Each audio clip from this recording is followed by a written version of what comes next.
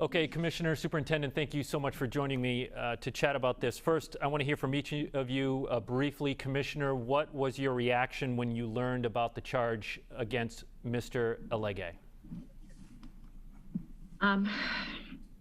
One, I was devastated. Two, I was angry and very disappointed. And we just, my stomach hurts. I'm disgusted by the whole thing. I just, I don't know what else to say. I can't find the right words for what I'm feeling. It's a wave of emotions. And we just can't tolerate this. We hold ourselves to a higher bar. And I'm a mother. I'm at a loss for words. Superintendent, you heard from the commissioner there. She's disgusted. She's at a loss for words. What was your reaction? Yeah. Incredibly disturbed. I work really hard to make trust the center of everything that we do. And I just feel strongly that our trust has been betrayed. I can tell you that was the longest walk to the commissioner's office to have that conversation that a member of my team violated the trust, but most important, put children and the district in a position that we're in. Commissioner, he is on paid administrative leave. Should he be fired? Well, we have asked for his resignation. We're going through the process. Would I like to? Yep. We're looking into all of this, but he just can't be in our district right now. Superintendent, when was he placed on leave?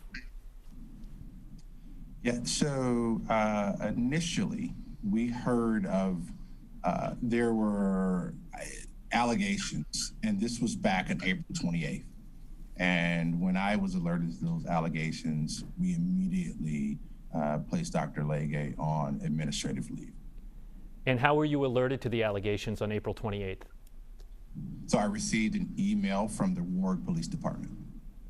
And what was the thrust of that email? That wanted to let you know that a member of the school department, there was an accusation that had happened, and it was a sensitive nature, and they wanted me to reach out to him. So I immediately reached out to him with the legal and HR team. Commissioner, in the course of Mr. Alege's job, how often did he come into contact with children? Well, his primary role was to support principals. So that was his role in the district. So the answer is not often, or how would you characterize it? Well, he worked with principals to support them with their growth. Did he come in contact with students? He might have. I can't say, the superintendent would be the better person to answer that question. All right, Superintendent, how often did he come into contact with kids? Yeah, so the core mission is learning, and he was hired to supervise and support principals in their growth. And we believe in on-the-job embedded training, and that happens in schools and it happens around children. But just know that his main role was to make principals better, but his work is done in schools with adults. Superintendent, you work with Mr. Alege down in Florida. You are well aware that some similar allegations popped up down in Florida with some alleged toe-popping incident down there. Why didn't the allegations from Tampa preclude you from hiring him in the first place? Yeah, so those allegations predated my time in Tampa. But what I will say is, though they were allegations, there were no charges filed, there was no discipline. When I had gotten to Tampa, it was nearly 10 years prior to that. He had stellar reputation. Even when I got to Providence and I called back and did a reference check, he'd got glowing recommendations, great performance evaluations. So it gave us no indication that we should not move forward with the hire. And that's also on top of having an extensive federal background check as he transitioned to the state of Rhode Island. Commissioner, are you satisfied with that answer?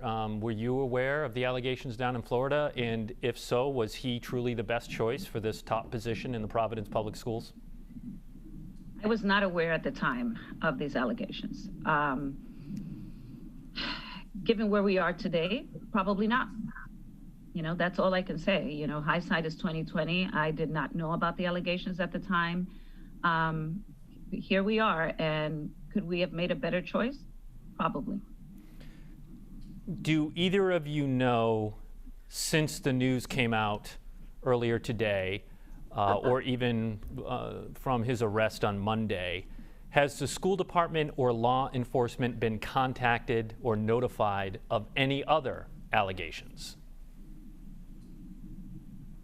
We have not heard of any other allegations. I have also requested a copy of the video.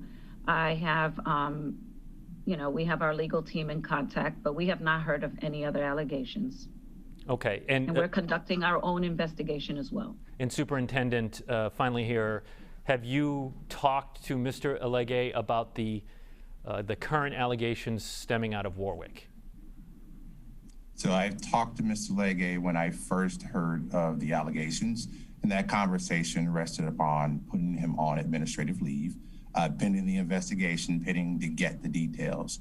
And then there was another conversation when we got more information about the specific charges that placed him on administrative leave without pay. And as the commissioner said earlier, requesting his immediate resignation. Okay. And what did he offer an apology? Did he offer an explanation to you at all? What did he say? So what I will share is it's a process, and things are happening at lightning speed. And if you know me, I'm really an upbeat, energetic guy, and I'm really just distraught because, you know, you hire people to support the district.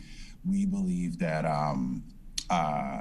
the work that we do matters. Mr. Alege denied all the accusations, and initially we have to take you for your word and let the legal process play out. Obviously, the legal process, we've got more data today, which gave us a stronger indication that we need to be more aggressive with some of our decisions.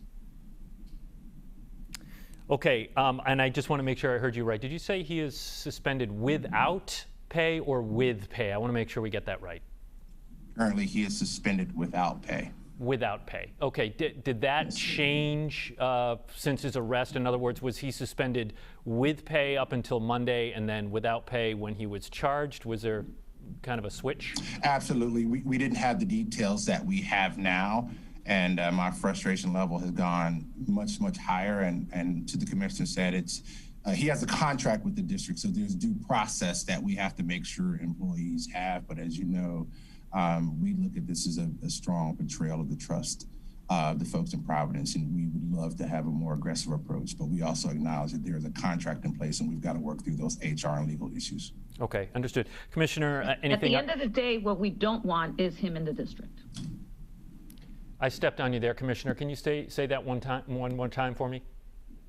I was just going to say that at the end of the day, what we don't want him is in the district at this moment. If he does not hand over his resignation, though, Commissioner, I mean, he's not protected by a union. Do you have the latitude to just let part with his employment? The answer is yes. Yes, and we may have to do that. Okay. I think we've asked for his resignation, and I think we let that play out. And but we're not going to tolerate this. You know, I've been here 2 years. I think everybody knows me by now, and this just doesn't work for me. So whatever we need to do, we will do to end this situation with Providence.